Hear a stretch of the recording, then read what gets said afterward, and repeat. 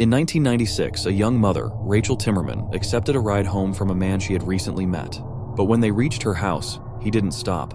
Instead, he ordered his nephew and friend out before speeding off to an isolated road where he assaulted Rachel. Desperate to escape, she pretended to enjoy it and convinced him to return to her house, where she quickly locked him out. Enraged, he pounded on the door, threatening to harm her daughter if she told anyone.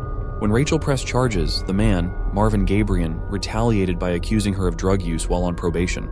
She was sentenced to 5 months in jail. 9 days later, Marvin was arrested for the attack on Rachel, but the terror wasn't over. Upon her release, a persistent caller from the restaurant where she worked kept asking her on a date. She initially declined, but eventually agreed. The man insisted she bring her baby, saying he loved children. Rachel left home excited, hopeful for a fresh start, but she never returned.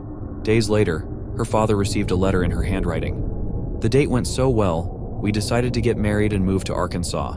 He was suspicious, but wanted to believe it was real. Until 2 fishermen made a grim discovery: Rachel's body, bound in chains and weighed down with cinder blocks at the bottom of Oxford Lake. Her daughter, Shannon, was never found. Unbeknownst to Rachel, the man who she went out on a date with was working for Marvin. It was his plan all along to unalive her and her daughter. Later, Marvin Gabriel was arrested and was sentenced to death.